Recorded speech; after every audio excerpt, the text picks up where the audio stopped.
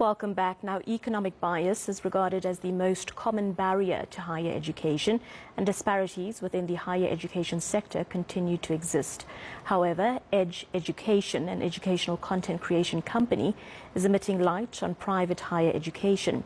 The company has recently launched a thought leadership video series, which offers a deep dive into the landscape of private higher education here in South Africa.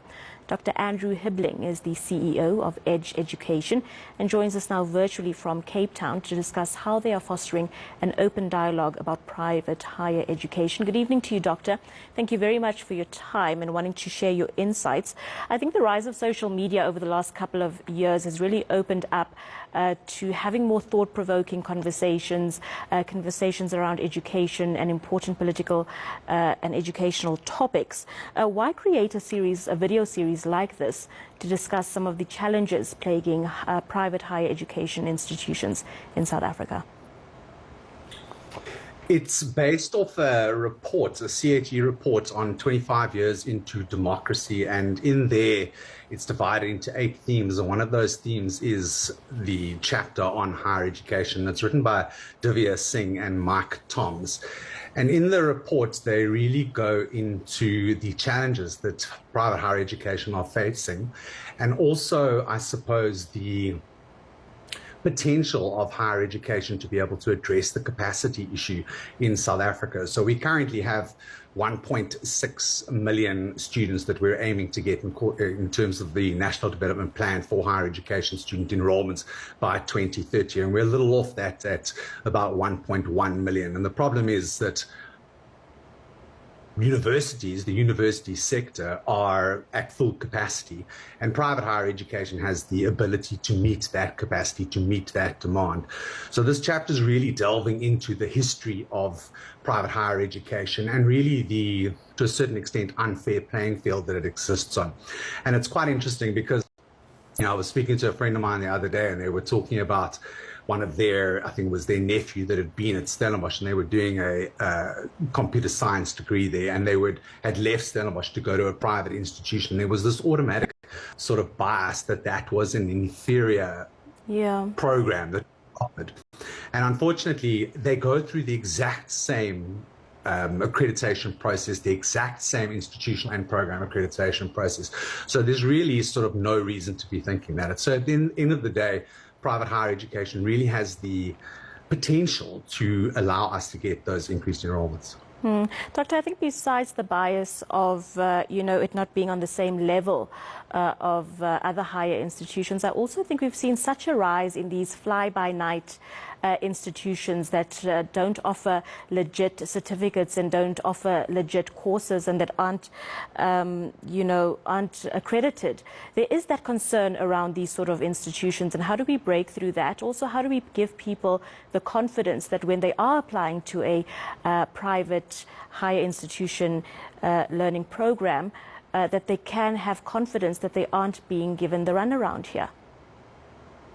No, 100%. And it's a legitimate concern, and it really has to do with the history of private higher education institutions. And largely post-1994, there was no regulation at all. And indeed, there were certain unscrupulous providers that operated. But subsequent to that, it's become highly regulated, private higher education, and regulated to the exact same degree as public institutions are. So you really, as a student or a parent, you've got to look for that Department of Higher Education registration, and you've got to look for that Council for Higher Education accreditation that's given to that institution, and then to the programs that exist under those institutions. And there's a myriad of different programs and qualifications that are on offer in the private sector, from your undergrad, your higher certificates, your diplomas, your degrees, and all the way up to your doctoral programs.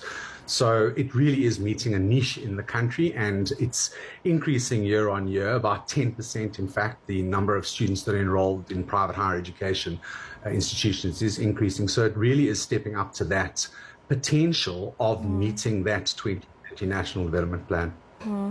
Dr. Andrew, how do we go about then changing the narrative that you spoke about earlier, where perhaps the University of Pretoria, Witwatersrand or Stellenbosch is seen on a certain level and private learning institutions are seen to be lesser? At the beginning of the year, we heard stories of thousands of matriculants not finding space in these conventional universities. So private education structures are really another option that we can feed all of those learners who haven't found space in traditional universities too. But we need to break that bias and that misunderstanding. How do we go about changing the narrative?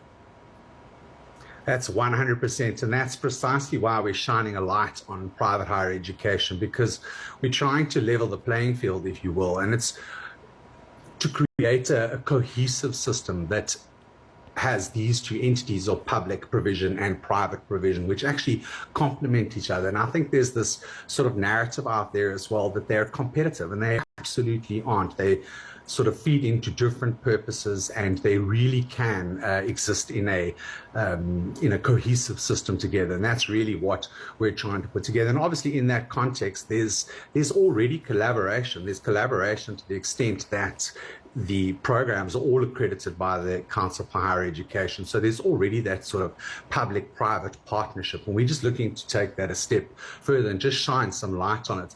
It's in fact quite strange because it's already promulgated in the 2016 amendment to the Higher Education Act, where they've stratify the different classes of private institutions such that a private university can exist. And that's one of the barriers as well at the moment, is that private institutions aren't afforded that university status. And that's one of the sort of, I suppose, barriers or challenges to leveling that playing field. And there are other issues as well. Funding is, of course, an issue. Yes. As well as student support. That's also an issue.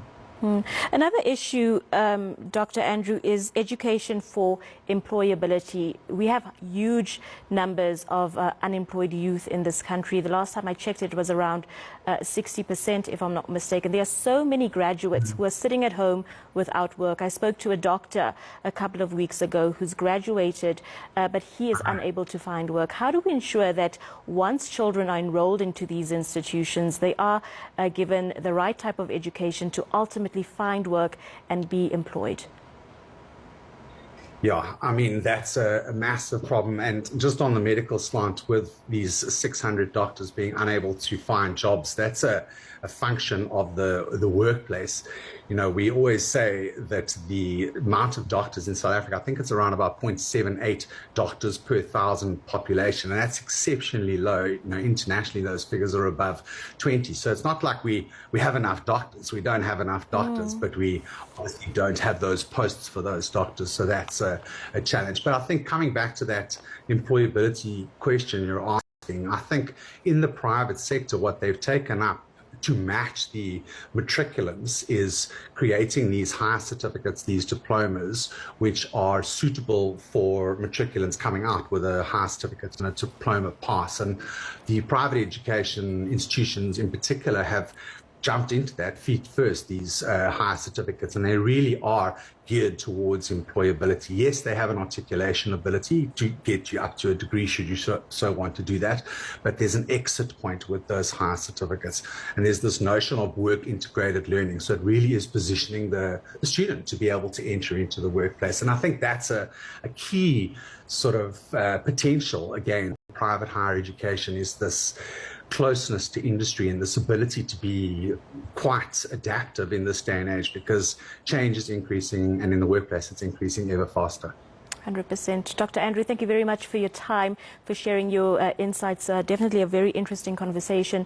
Thank you so much for making the time out to chat to us tonight. That was Dr. Andrew Hibbling, CEO of Edge Education. They've started an online platform where they will be sharing video conversations on the challenges in the private higher education system. I believe it's on YouTube, so definitely check that out if it is something that you are interested in learning.